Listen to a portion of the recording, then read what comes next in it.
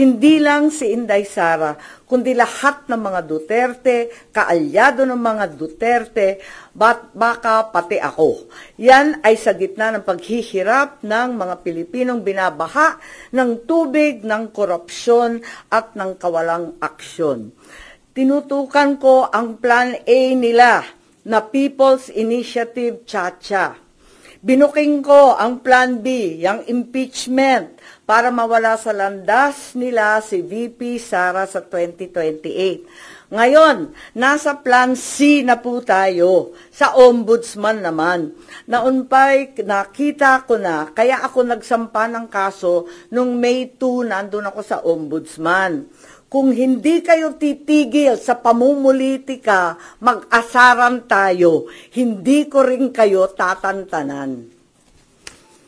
Para kayong mga kabayong na katapalodo sa 2028, 2026 pa lang ngayon. Napapabayaan nyo ang bayan sa kakaisip ng ambisyon at paraan paano nyo buburahin ang mga nakaharang sa mga maiitim ninyong plano.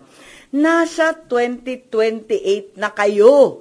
2026 pa lang. Paano makakaligtas at mabubuhay ang Pilipino 2026, 2027? Paano makakaraos? Hindi sila tulad ng mga buhaya na kaya sa lupa at lumalangoy sa baha, walang pakialam. Ngayon, ang OMB, Bantayog ng Katwiran, para sa mga lingkod bayan. Pati ba naman yan, gusto ninyong baluktutin? Habang nagsusumikap ang lahat ng tapat, habang ang lahat ng Pilipino ay galit dahil gustong makakita ng tuwid, habang pilit naming nire-reband na tuwid ang sistema, eto kayo at pilit nyong kinukulot, binabaluktot, ginugulo. Ang OMB ay opisina, hindi parlor. Tigilan nyo yan. Ang mensahe ko naman kay bagong Deputy OIC Ombudsman Vargas ay simple lamang. Kung nayayanig ka na sa pressure, isabuhay mo na lang ang sikat ng kanta ni April Boy Regino. Kapag nariyan na ang suhol, itaas mo ang iyong dalawang kamay ng ganito at sabihin, hindi ko kayang tanggapin. Wala lang. Naloloka na ako. Yes po. Git ninyo na plano nila na kaya ilagay Secretary Boying Remulla sa Ombudsman para ipakulong si VP Sara at mga ka-alyado niya. Ano yung suspicion o may nakuha kayo na mabigat na information na pinagbasihan nyo? Yes, marami po tayong information na talagang dito patungo ang paghalal ng isang ombudsman na kaibigan natin dati pero hindi naman natin mapagkakailay. Ang labo-labo naman ng ganon. Kaya tututulan ko po at magtiisan po tayo. Hindi natin kakayanin yan at hindi dapat mangyari yan. Dahil klaro naman, hindi dapat politiko, klaro yung conflict of interest, hindi naman na maitatakwil na may kaso. So, 2 sets of cases against Secretary Boying Remulla presently pending before the Ombudsman. Kung paano siya magkakaroon ng clearance from the Ombudsman, pipilitin talaga, pinaltan na yung Deputy OIC na dati nariyan, si Deputy OIC Castillo, malamang ayaw mag-cooperate, kaya kung ano-anong paninira nakikita natin sa online. Meron administrative case for grave misconduct and conduct prejudicial to the best interest of the service. May ikalawa pa, may criminal cases, usurpation of judicial functions under the revised penal code, another criminal case for arbitrary detention of PRRD. Ayan, so nag-file ako nung nakaraan 27 August ng position paper ad cautelam kasi marami pang pending, marami pang iniintay.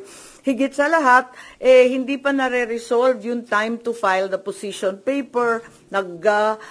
Iintay rin kami yung mga respondent.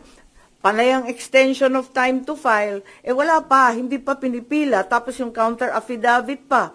And then Marbil, si General Marbil, may motion to withdraw pa his rejoinder affidavit. So ang dami pang nakatenga, dapat talaga, pasok na yan sa preliminary investigation. Di naman nila pwedeng i-dismiss kasi umandar na yung kaso Meron pa akong motion for clarificatory hearing. Meron pa akong motion for supplemental position paper.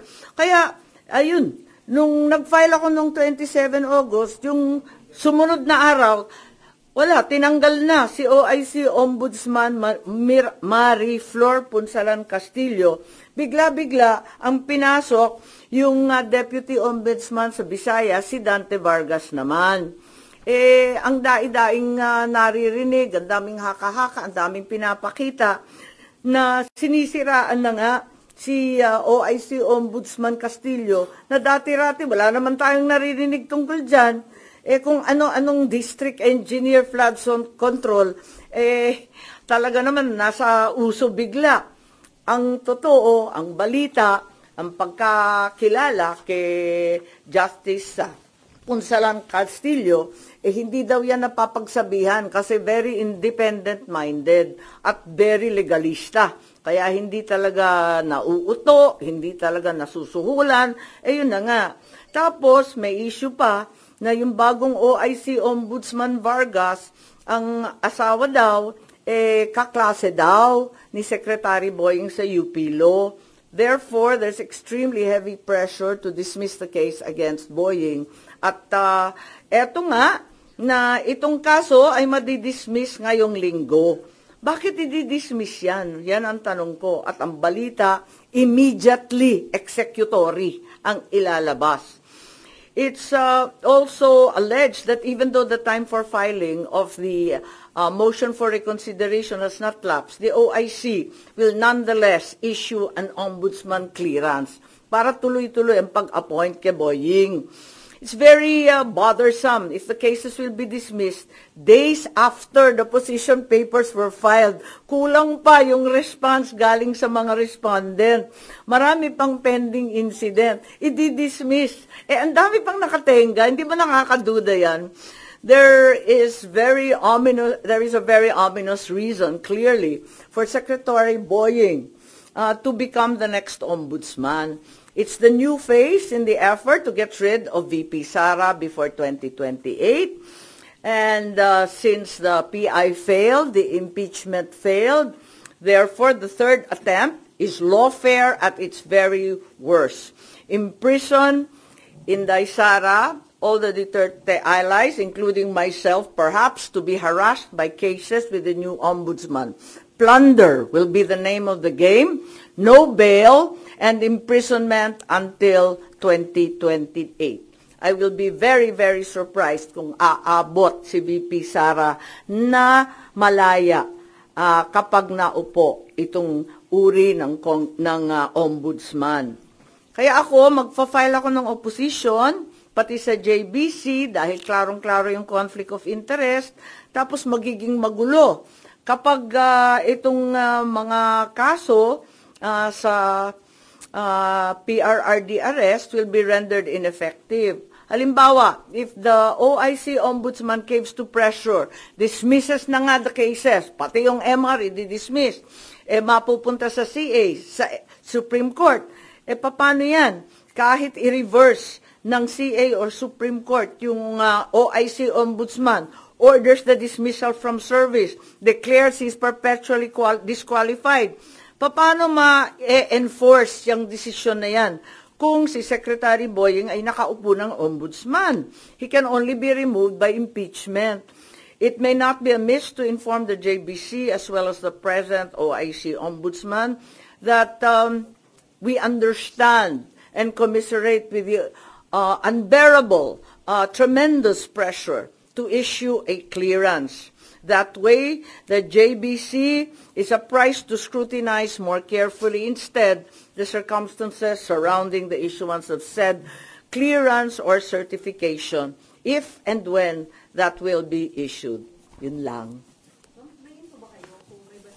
Yan yung ganong plano to rid VP Sara and then i-dismiss yung kaso against Justice Secretary Remulla para may appoint siya sa ombudsman? Well, balitang-balita, ang pressure sa mga investigador, matindi ang pressure, naririnig natin sa JBC, at nakita natin ang mga galaw, di ba? Pinapaltan ang karapat-dapat na Deputy OIC na wala namang bahid at wala namang dahilan, biglang tinanggal at iba yung linagay, nakakapagtaka talaga. At saka yung time frame, talagang sapilitan, as a deadline. May mga deadline silang hinahabol. Ma'am, ano pang magagawa pa po nung isasabit yung opposition kung ongoing na po yung selection ng JBC ngayon for ombudsman po? Oo nga, yun, na talagang tignan natin, sana makinig sila and sana intindihin nila kung gaano kaihalaga ito sa buhay ng ating bansa. Na isang tabi na ng todo-todo ang problema ng baha. Malunod na tayo sa tubig at korupsyon, basta yung ambisyon na lamang ng iilan ang nangingibabaw. Good morning. Ma'am, ngayon yata isasalang sa JBC interview si Natapos Secretary. na, alas 10. Oh. Pero yung opposition nyo po, na-file or na-discuss nyo po ba kay Senator Alan as member ng JBC representing Kakausapin the ko Senate? mamaya. Nagulat kasi ako, hindi ko akalain na magpapa-interview. Akala ko bawal yun hanggat walang clearance. Tapos Aminin yun po, ko, hindi ko alam na kanina naka-schedule agad-agad. will you also question his being included sa shortlist? At tignan natin kung anong gagawin. Pero hanggat maaari, talagang pipilitin ko hanggat kaya at tututulan. Tulad nga ng sinabi ko kanina, ay nako, hindi ko rin kayo tatantanan kasi klarong-klaro naman ang moves nila. May message din po sa Darapala na po. ang mensahe niyo po sa ading niyo na ultimately siya na may appointing authority. Ay nako, talaga naman hindi yata nakikinig. Ma'am, kung ayaw nyo kay Sec Boying, kanino kayo doon sa 17 o 16 na iba pa? Ay hindi naman sa ayaw ko. Kaya nga lang, wag naman binabraso yung ombudsman. Yan na lang ang huling hantungan ng hustisya, ng katotohanan. Ang bigat naman nun. Constitutional body, guguluhin, ano? Wala naman akong sinasang-ayunan. Ang sinasabi ko, klarong disqualified. Kaya wag na lang. Ang liwaliwanag naman ang conflict of interest. Nakikita naman natin ang problema kapag may pending admin and criminal charges pa. Ang bigat naman, tapos gagawin ninyong ombudsman. Tama ba yun?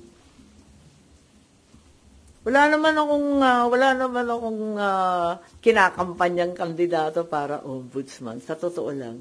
Di ko nga kilala yung mga listahan. Siyempre, trabaho ng JBC yun eh. Wala na. Ibang issue lang. Ay, okay. Pero babalik pa ako sa budget. Okay, Oo, sige. yung madalian lang kung gusto nyo. Pero yun lang. Yes po. Ma'am, hindi ba parang ang for a goal na tanggalin lang si VP Sara, yun po talaga yung goal ni Secretary Remulla? Eh, hindi siya. Siguro yung mga nag-uutos din sa kanya. Marami kasi, di ba? Di ba masyado nang maliwanag ang pattern. Noon sinabi ng iba na napaka-alarmist ko. Bakit ko binubulabog ang lahat tungkol sa PI? O ngayon, tignan natin. Tapos yung impeachment, walang maniwala na itutuloy. Ayan, tinuloy. Wala rin nangyari. Kaya nandito na tayo sa Plan C.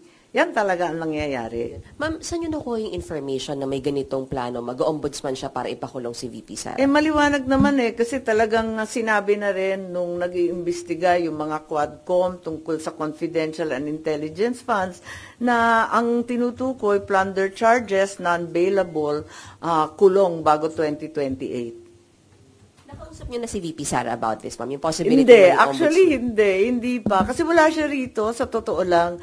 At sa dami ng problema nun, dadagdagan ko pa.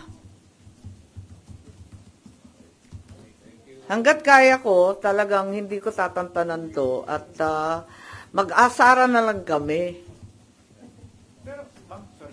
Pero Yep. hindi naman po ang gusto ni VP Sara, di ba? Sorry? Masagot po, hindi lang gusto ni VP Sara, masagot sa proper forum yung mga charges laban po sa kanya. Tama. So, hindi ba parang o talagang si SOJ Remulla po yung bagong bala against her and the Dutertes po?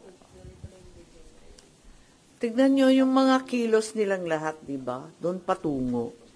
Kung sana magkakaroon ng patas at makatotohanang depensa sa korte, kung papayagan siya, yun ang gusto niya. Pero kapag ganito na brasuhan, may balitang suhol, ginagamit yung mga may personal relationship, pinapaltan yung walang kamalay-malay na justice, kung ano-ano ang nangyayari, pipilitin ng JBC, pa-i-interviewin. Ang bihira, hindi ba nahalata na brasuhan na talaga ito ng todo-todo? Kaya sabi ko nga, kung ganyan at hindi kayo maawat sa pamumulitika, mag-asaran tayo, hindi ko rin kayo tatantanan. Considering yung composition ngayon ng JBC, maasa kayo na pakinggan yung opposition? Oo naman. Oo naman. Yung mga nakausap na kayo na member? Wala. Hindi ako naglalabi, nakakahiya naman po. Magpa-file siguro ako. When are you going to file your opposition? Asap, nagulat ako. Kanina nag-interview na eh. Yung mga mention nyo, hindi na gagamitin yung mga arguments sa opposition. Oo. Tignan natin. Baka to follow na lang yung OMB clearance. Kaya nag-interview. Hindi ko alam. Alright. Thank you, ma'am.